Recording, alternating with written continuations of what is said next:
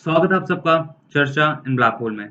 और ब्रेक के बाद काफ़ी टाइम बाद वापस आ चुके हैं। आज 23 तारीख है, मतलब 22 दिन हो गए मेरे को पॉडकास्ट करे लास्ट। और फ्लो बनाने में मेरे को काफ़ी दिक्कत आ रही है अभी तक। मैं काफ़ी कोशिश कर रहा हूँ बट फ्लो नहीं बन रहा।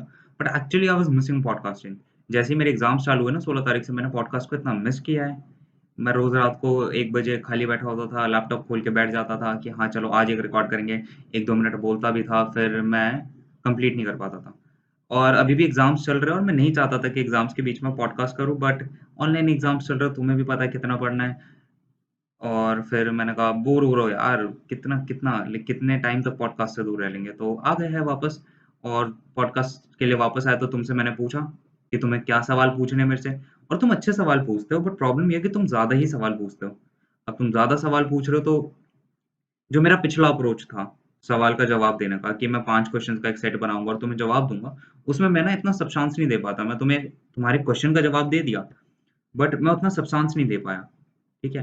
तो अब मैं चाहता हूँ मैं कम क्वेश्चन्स का जवाब दूँ, मे बी शायद सिर्फ़ 1 क्वेश्चन का जवाब दूँ, बट मैं ज़्यादा ढंग से जवाब दूँ उस क्वेश्चन का। तो आज भी मैं सिर्फ़ 2 क्वेश्चन्स का जवाब देने वाला हूँ, बट मैं कोशिश करूँगा कि उसके अराउंड जितना भी सब्स्टांस है, मैं सब क्लियर कर जाऊँ। तो that is going to be the approach that I am going to take. इससे एक नुकसान ये होगा कि मे बी तुम्हारा सवाल का जवाब देने में मेरे को अभी 5वाँ या 6ठा पॉडकास्ट लग जाए, जिसके लिए तुम्हें 1-2 महीने का इंतज़ार करना पड़े। बट ठीक है ना, प्रॉब्लम तो हमेशा ही रहेगी। और सवाल का अच्छा जवाब तुम भी चाहते हो। तुम भी चाहते हो कि मैं एक वेल थॉट आउट आंसर दूँ, रादर देन कि बस हाँ, ठीक है, तुमने एक सवाल पूछा, मैंने एक जवाब दे दिया, एक सिंपल सा। वो तो तुम ट्विटर या इंस्टाग्राम पे भी पूछ सकते हो ना मेरे से। इससे बढ़िया मैं तुम्हें एक सब्स्टांस वाला जवाब दूँगा। तो ये अब हो गई अप्रोच की बात। 1.5 मिनट हो गए हैं मेरे को तुम्हें अप्रोच समझाते हुए। तो पहला क्वेश्चन ये है, who helped you start with your writing and podcast? Who supported me initially? तो पॉडकास्ट के लिए तो सिंपल सी, कुछ दोस्तों ने कहा भैया पागल हो रहा है, तू क्या कर रहा है, कौन सुनने वाला है तेरी। और कुछ दोस्तों ने कहा चल शुरू करते हैं, और एक दोस्त ने कहा कि चल यार मैं एडिटिंग और क्या बोलता है थंबनेल वाला काम संभाल लूंगा। उसके चक्कर में पॉडकास्ट शुरू हो गया, क्योंकि मेरा मन नहीं था भाई एडिटिंग और थंबनेल संभालने का। भाई मेरे से बनते नहीं है, मेरे से अभी भी थंबनेल नहीं बनते। मैंने दोस्त को बोल रखा है, वो थंबनेल बनाती है। तो ऐसे करके पॉडकास्ट शुरू हो गया। तो it was a mix match thing. जो पोएम्स है, जो राइटिंग्स हैं, जो पोएम है और राइटिंग है, उसके ना दोनों की अलग-अलग स्टोरी है। पोएम्स की स्टोरी काफ़ी इंटरेस्टिंग है। पहले पोएम्स की स्टोरी सुनो। मेरी एक क्रश थी, मैं ना व्हाट्सएप पे था, ठीक है? व्हाट्सएप पे मैं उससे पूछा कि ना what's happening? She was like nothing. और अब नथिंग हो गया तो वो कन्वर्सेशन डेड होने वाला था। लेकिन मेरे को तो मेरी क्रश से बात करनी है ब्रो, मेरे को तो क्रश से बात करनी है ना। तो मैंने क्या करना शुरू किया, मैंने ना लाइनें लिखनी शुरू कर दी। Happy times are nothing but how much we embrace them is everything. एक मैंने लाइन लिखी, उसके बाद the people how much beautiful people are is nothing but how much how we feel about them is everything. ठीक है? ऐसे करके मैंने 10 लाइनें लिख दी। तो क्रश ने कहा कि, क्योंकि क्रश को पोएम्स पसंद थी, मेरे को ये बात पता थी, तो क्रश ने कहा कि ये तो बहुत प्यारा लिखा है, ये तो बहुत प्यारा लिखा है, ये तो तुझे पोस्ट करना चाहिए। तो वो मेरे व्हाट्सएप चैट से नोट्स पे पहुँचा, नोट्स पे एडिट होके वो योर कोट्स पे पहुँचा। योर कोट्स एक वेबसाइट है जहाँ पे लोग पोएम्स डालते हैं। तो that's the story of how I became a poet. उसके बाद मेरे को शौक चढ़ गया, चस्का चढ़ गया पोएम्स लिखने का। कभी-कभी लिख देता हूँ। अच्छा लगता है मेरे को लगता है कि मैं आराम से राइम वगैरह कर लेता हूँ। सो that's the story of poems कि लाइक मेरे को इनिशियली किसने सपोर्ट किया। राइटिंग राइटिंग में मैंने कुछ लिखा था। अब मैंने क्यों लिखा था वो मैं तुम्हें नहीं बताने वाला। तो मैंने कुछ लिखा था, और जब मैंने लिखा तो मैंने उसे शेयर किया किसी के साथ, और उसने कहा तू तो बहुत अच्छा लिख रहा है, तेरे को आगे लिखना चाहिए। ऊपर से वो आईसीएसई की थी। आईसीएसई वाले वैसे इंग्लिश में स्मार्ट होते हैं। मैंने कहा शायद मैंने अच्छा लिख दिया, ये आईसीएसई वाली वैलिडेशन दे रही है, मतलब मैंने अच्छा लिखा कुछ। तो लिखता चला गया। और उसने मेरी हेल्प भी की जब मैंने इंस्टाग्राम पेज खोला अपना पहला, जिसमें मैं कैरेक्टर्स वगैरह डिस्कस कर रहा था। She helped me a lot with editing and stuff. तो it was a great deal. It was like ऐसे करके मैंने अपनी राइटिंग शुरू की। तो इससे 2 बातें निकल के आती है। पहली बात, अपने दोस्तों को सपोर्ट करो, क्योंकि यार फैमिली क्रिएटिव एंडेवर में इतना सपोर्ट नहीं करती, तुम्हें पता है। तो इससे बढ़िया तुम अपने दोस्तों को सपोर्ट करो। अगर तुम शायद दोस्तों को सपोर्ट करोगे, वो आगे जाके कुछ बढ़िया कर जाए। हाँ, ठीक है, मेरे को ये आइडिया प्रॉपर्ली अच्छा नहीं लगता, कि मैं चाहता हूँ कि सच बोलूँ। अगर कोई बंदा पागलपंती दिखा रहा है अपने कंटेंट के साथ, तो मैं उसे बोलूँ कि तू चोमू है, तेरे को ये चीज़ ऐसे करनी है, तू क्या कर रहा है? लेकिन साथ में उसे बोलना ज़रूरी है कि तूने स्टार्ट किया, दैट्स व्हाट मैटर्स। लाइक ठीक है, तूने बेकार कंटेंट बनाया, तू बहुत ही चोमू लग रहा है, तूने क्या कर दिया है, क्या घटिया चीज़ बना के रख दी है, बट तूने स्टार्ट किया है।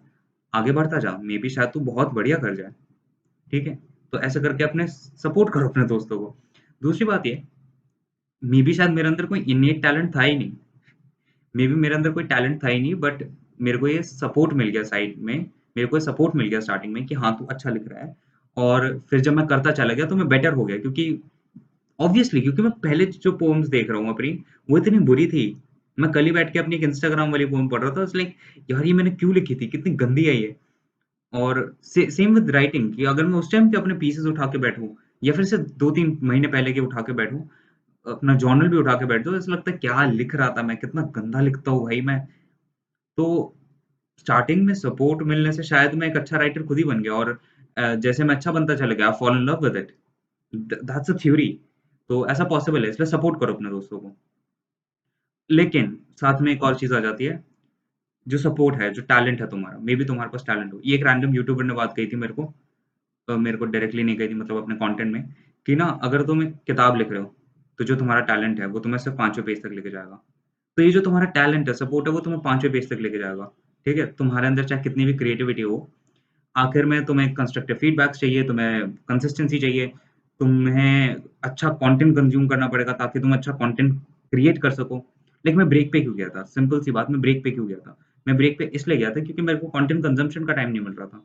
और जब तक मैं अच्छा कंटेंट नहीं कंज़्यूम करूँगा, मैं तुम्हारे लिए अच्छा कंटेंट नहीं बना सकता हूँ, ठीक है? इसलिए मैं ब्रेक पे गया था। ब्रेक पे गया तो फिर मैं चिल आउट हो गया। मैं आराम से चीज़ें एक्सप्लोर कर पा रहा था। 1-2 मैंने नए थिंकर्स देखे, एस्थर परेल देखा, कॉन्ट्रा पॉइंट्स देखा। तो ये ब्रेक ज़रूरी होता है ताकि तुम एक अच्छा कंटेंट कंज़्यूम करो। जब तुम अच्छा कंटेंट कंज़्यूम करोगे तो तुम अच्छा कंटेंट बनाओगे। दैट्स द डील, ठीक है? तो सिंपल सी चीज़ है, कंसिस्टेंसी दिखाओ अपने क्रिएटिव एंडेवर के साथ, वरना 5वें पेज से आगे नहीं बढ़ोगे और सारा का सारा क्रिएटिव पोटेंशियल वेस्ट हो जाएगा। आगे बढ़ते हैं, नेक्स्ट क्वेश्चन क्या है? नेक्स्ट क्वेश्चन है, what comes to your mind while you are writing poetries? What comes to my mind? ठीक है? what is that I imagine like while I write a poem, ठीक है? अब इसके ना 2 अप्रोचेज़ हैं। हम ना पहले क्रिएटिविटी की डेफिनिशन डिफाइन करते हैं, ठीक है? इस क्वेश्चन का जवाब देने के लिए ना हमें एक बड़ा बॉक्स खोलना पड़ेगा, बड़ा बॉक्स क्रिएटिविटी का। तो हम क्रिएटिविटी का बॉक्स खोलते हैं, जितने भी तुम क्रिएटिव थिंकर्स हो आ जाओ, आज मैं बताता हूँ कि मैं किस तरह से सोचता हूँ क्रिएटिविटी के बारे में। क्रिएटिविटी है क्या? क्रिएटिविटी बेसिकली तुम एक जो चीज़ देखते हो, जो एक नॉर्मल चीज़ है, एक नॉर्मल जोक हो गया, एक नॉर्मल नॉर्मल सी चीज़ हो गई, उसे तुम्हें एक अलग तरह से रिप्रेज़ेंट करना है। That's it. That's what creativity is. तुमने एक चीज़ ली, जो तुमने पहले देख रखी है। मेबी तुमने एक फ्लावर देख रखा है, एक नॉर्मल सा फ्लावर देख रहे हो, बट तुमने एक ऐसी पेंटिंग बना दी फ्लावर की, जो तुम्हें मजबूर कर दे सोचने पे कि फ्लावर ऐसा दिखता है, मैंने कभी सोचा भी नहीं था। ठीक है? That's what creativity is. तुम्हें एक चीज़ लेनी है और उसे एक नए तरीके से दिखा देना है। That's what creativity on basic level is. इससे आगे कुछ है ही नहीं मेरे लिए। अब इसके 2 अप्रोचेज़ हैं। एक होता है मिक्सिंग अप्रोच, एक होता है इंट्यूटिव अप्रोच। अब मेरे को नहीं पता, मिक्सिंग तुम भसड़ अप्रोच कह लो, भसड़ अप्रोच कह लो, ठीक है? इंट्यूटिव अप्रोच हो गई इनर कोर, इनर तुम्हारे अंदर की आवाज़ कह लो, ठीक है? अब हम ऐसे भसड़ और अंदर की आवाज़ कहेंगे। भसड़ मोड में क्या होता है? भसड़ मोड में तुम आप आस-पास से चीज़ें उठाते हो, जो मैंने अभी बात कही कंटेंट कंज़म्पशन वाली। तुमने कंटेंट अच्छा कंज़्यूम किया, उसको मिक्स अप किया, तुमने 5 लोगों की बात सुनी, तुमने 5 लोगों की चीज़ें मिक्स अप की और एक नया कंटेंट प्रोवाइड कर दिया। स्टिल लाइक एन आर्टिस्ट पूरी बुक उसी पे है, ठीक है? पूरी book still like an artist is on that only. Everything is a remix of a remix. जितने भी मेरे ट्वीट आइडियाज़ होते हैं, वो स्टिल लाइक एन आर्टिस्ट की वज़ह से। क्योंकि मैं क्या कर रहा हूँ, जब भी मैं लिख रहा हूँ एक ट्वीट या फिर मैं एक नॉर्मल राइटिंग भी लिख रहा हूँ, तो मैं क्या कर रहा हूँ?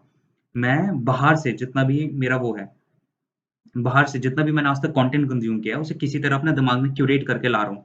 दिमाग में क्यूरेट करके एक नए फॉर्म में दे रहा हूँ तुम्हें। That's it. That's what I am doing. That is what my creativity is. In a podcast what I am doing, जो भी मैंने आज तक लाइफ़ के एक्सपीरियंसेस लिए हैं, जितने भी मैंने चीज़ें देखी है, जितना भी मैंने कंटेंट कंज़्यूम किया है, मैं उसे एक नए तरीके से तुम्हारे सामने प्रेज़ेंट कर रहा हूँ। ठीक है? एक भसड़ अप्रोच के साथ, एक भसड़ अप्रोच के साथ सच्ची में। लाइक मैंने बस ये वर्ड बनाया, दैट्स माय क्रिएटिविटी। मेरे को तुम्हें कॉन्सेप्ट समझाना था, मैं एक भसड़ वर्ड क्रिएट किया और तुम्हें समझा रहा हूँ बैठ के। ये भसड़ अप्रोच है क्या? तुम्हें चीज़ें मिक्स करके एक नई चीज़ बनानी है। तुम मीम्स के साथ देख सकते हो ये चीज़। Memes is just a normal joke. Memes is just a normal joke, जो एक ट्वीट में भी समझा सकते हो तुम जोक। बट तुम उसके साथ एक कॉन्टेक्स्ट ऐड करते हो, एक टेम्पलेट ऐड करते हो, एक लाइक यूनिक तरीके से उसे प्रेज़ेंट कर देते हो उस जोक को। That's why you laugh. That's what a meme is. ठीक है? अ, राइटिंग में मोस्टली ये करता हूँ। राइटिंग में अगर मैं कुछ लिख रहा हूँ, तो मैं बहुत सारे आर्टिकल्स पढ़ता हूँ, बहुत सारे 6, 7, 10 10 नए पर्सपेक्टिव लेने के बाद फिर मैं एक आर्टिकल बनाता हूँ। That's just mixing. बट एक होती है इंट्यूटिव अप्रोच। अभी पोम्स वाला क्वेश्चन था ना, तो पोम्स पे चलते हैं। मैंने एक पोएम लिखी जिसमें कभी-कभी मैं पोम्स लिखता हूँ 2 वर्ड्स की। मैं बस लोगों को बोलता हूँ कि मुझे कोई रैंडम 2 वर्ड्स दो और मैं पोएम लिखूँगा।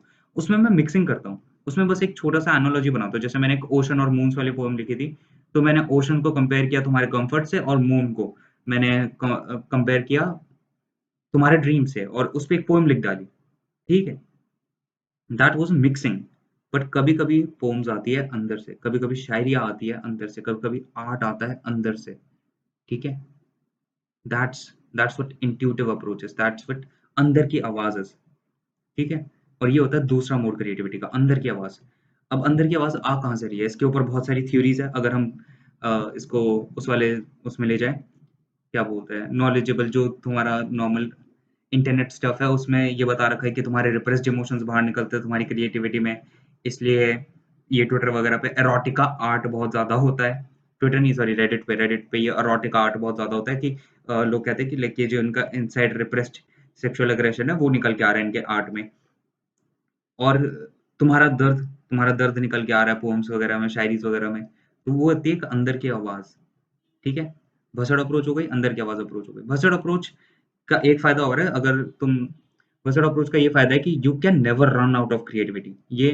ये आई थिंक ट्विटर के फाउंडर नहीं गई थी। ट्विटर का जो फाउंडर था बिस्टोन, मैंने उसकी एक किताब पढ़ी थी और उसमें ये बात बोली गई थी, creativity is unlimited and I perfectly agree with that. ये जो भसड़ अप्रोच है, you just have to see things in a different way, that's it. You just have to see things, थोड़ा-सा पर्सपेक्टिव चेंज करो और उसे एक नए तरीके से रिप्रेज़ेंट कर दो इस भसड़ भसड़ मोड के थ्रू, मिक्सिंग मोड के थ्रू। लेकिन जो अंदर की आवाज़ है वो कभी-कभी आती है और ये तब आती है जब तुम बोर हो रहे होते हो। मेरे को लगता है जब मैं बोर हो रहा होता हूँ ना, मेरे को सबसे क्रिएटिव आइडियाज़ आते हैं। जब तुम बोर हो रहे होते हो, जब तुम ज़्यादा पेन में होते हो, जब तुम एक्जिस्टेंशियल क्राइसिस में होते हो, जब तुम यूँ ही बैठे होते हो और बस दिमाग में एक आइडिया क्लिक कर जाता है। जब तुम ओवरथिंक कर रहे होते हो और 2 चीज़ें ना अचानक से फिट होनी शुरू होती है और लाइक सोचते हो कि तुम wow! Wow, they are fitting so nicely. ये होती है अंदर की आवाज़। बट मेरे ऊपर किसी ने ऑब्जेक्शन भी नहीं किया था, मेरे ऊपर ऑब्जेक्शन नहीं किया था। जब मैं बात कर रहा था इस इंट्यूटिव अप्रोच की किसी से, उसने पॉइंट आउट किया कि मेबी इंट्यूटिव अप्रोच भी एक मिक्सिंग ही है। इंट्यूटिव अप्रोच मिक्सिंग ही है, बट इंट्यूटिव अप्रोच में मिक्स क्या हो रहा है? इंट्यूटिव अप्रोच में एक्सटर्नल चीज़ें मिक्स नहीं हो रही है, मेरे इंटरनल चीज़ें मिक्स हो रही है, समझे? मेरा पेन, मेरे पास्ट एक्सपीरियंसेस, ये सब मिलकर इंट्यूटिव अप्रोच में आ रहा है, समझे? तो maybe intuitive approach is nothing but mixing, but in a very unique way. That's it. That's it. So this is all about creativity. That's how I think about creativity. कि एक mixing है, एक इंट्यूटिवनेस है, इंट्यूटिव में भी शायद एक unique तरीका है मिक्स करने का। बट मेरे को सच्ची में वो जो इंट्यूटिव आती है ना, जो अंदर से आती है पोम्स, या फिर जो आर्ट होता है जो अंदर से आता है सच्ची में, वॉर आर्ट होता है जैसा, लाइक वॉर आर्ट अंदर से आता है। उन लोगों ने एक्चुअल पेन देखा है उस टाइम का और उसके बाद जब वो उस पे आर्ट बनाते हैं, that's that's so great to C.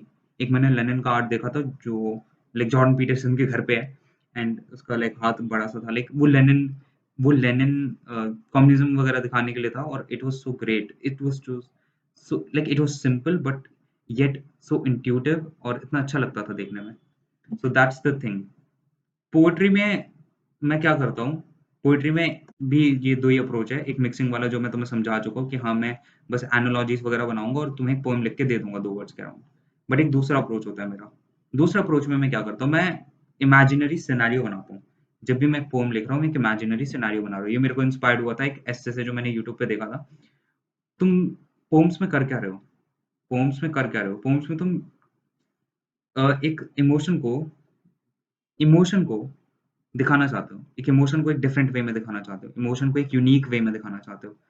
That's where creativity comes in, कि तुम्हें एक इमोशन डिलीवर करना है। पोएम की वर्सेस कि लाइक तुम्हें लाइनें कितनी लिखनी है, तुम्हारी राइमिंग कितनी बन रही है, इससे कोई मतलब नहीं है भाई किसी को। पोएम स्मूथ भी नहीं होती कभी-कभी। बट अगर तुमने एक इमोशन डिलीवर कर दिया अपनी ऑडियंस को, तुम्हारी पोएम सक्सेसफुल है। तो ये मेरा गोल रहता है, यही मेरा गोल रहता है कि मैं अपना इमोशन डिलीवर कर दूँ और इमोशन डिलीवर करने के लिए स्टोरीज़ बेस्ट होती है। इसलिए मैं दिमाग में एक सिनेरियो बनाता हूँ।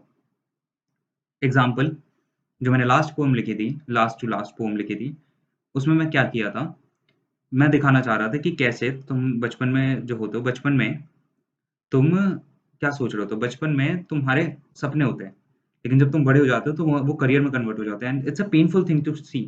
तो मैंने एक स्टोरी बिल्डअप की कि मैं अपनी पुरानी अलमारी खोलता हूँ, अलमारी के अंदर एक पुरानी बुक होती जर्नल होता है और मैं उसे खोलने के लिए एक्साइटेड हूँ कि हाँ, अब मैं फाइनली देखूँगा कि मैं उस टाइम पे कैसे सोचता था। लेकिन जब मैं उसे खोलता हूँ तो मेरे को दुःख महसूस होता है, क्यों? मेरे को दुःख इसलिए महसूस हुआ क्योंकि मैं देख रहा हूँ कि मेरे कितने सारे सपने थे और मैं कैसे अब एक जॉब और करियर वाली लाइफ़ में फँस गया हूँ। मेरी क्रिएटिविटी भी कैपिटलिज़्म के दबाव के अंदर दब गई है। अब यहाँ पे ये मत बोल देना प्रो कैपिटलिस्टिक हूँ या फिर प्रो कम्युनिस्ट जो भी है, ठीक है? भूल मत देना, that's not a good thing to say. मेरे को अच्छी नहीं लगती है बॉक्सेस वगैरह कि लाइक तुम मेरे को बॉक्स में पुट करो, ठीक है? लेकिन चलो बैक टू द टॉपिक। तो ऐसे करके मैंने एक स्टोरी बिल्ड की और पोएम लिख दी। तो अब मैं ये वाली अप्रोच इस्तेमाल करता हूँ। मैं एक स्टोरी बिल्ड अराउंड करता हूँ ताकि मैं एक इमोशन को डिलीवर कर सकूँ स्टोरी के through and that's the best approach I have actually right now. That's how you write poems कि तुम्हारा इमोशन डिलीवर हो जाए। अब क्रिएटिविटी का एक और पार्ट है। क्रिएटिविटी का एक और इम्पोर्टेंट पार्ट है। क्रिएटिविटी का एक और इम्पोर्टेंट पार्ट है प्रॉब्लम सॉल्विंग। और ये जो मिक्सिंग अप्रोच है, ये जो इंट्यूटिव अप्रोच है, वहाँ पे भी काम करती है अगर तुम सोचो तो। कुछ लोग प्रॉब्लम्स इसलिए सॉल्व करते हैं क्योंकि वो इंट्यूटिव होते हैं। सीरियसली तुमने देखा होगा कभी-कभी ना कुछ बंदे होते हैं जो प्रॉब्लम सॉल्व कैसे करते हैं, बस उन्हें पता होता है कि मे बी शायद ये वर्क कर जाए और फिर वो उसे यूज़ करना शुरू करते हैं और फिर हो जाता है। That's it, that's their intuitive thing. उन्हें बस अंदर से फ़ील आ रहा होता है कि हाँ, may be this will work, may be this can work. ऐसे करके प्रॉब्लम सॉल्व करते हैं। दूसरे दूसरे टाइप के बंदे होते हैं, जो प्रॉब्लम सॉल्व इसलिए नहीं करते कि उनके अंदर कुछ एक्स्ट्रा दिमाग है या फिर कुछ भी, ठीक है? वो प्रॉब्लम्स इसलिए सॉल्व कर पाते हैं, क्योंकि उनके पास एक डिफरेंट तरीका होता है देखने का और वो डिफरेंट तरीका कहाँ से आता है? वो डिफरेंट तरीका मिक्सिंग से आता है। जब तुम बहुत सारी चीज़ों के बारे में जानोगे, उसके बाद तुम वो उस अप्रोच को लाओगे और फिर एक प्रॉब्लम को सॉल्व करने की कोशिश करोगे। तो तुम उसमें से कोई एक सॉल्यूशन मिक्स अप करके लाओगे। मतलब तुम एक पर्सपेक्टिव लोगे, उसको अपने नए जो प्रॉब्लम है उसके कॉन्टेक्स्ट के हिसाब से मिक्स अप करोगे और फिर सॉल्व करोगे।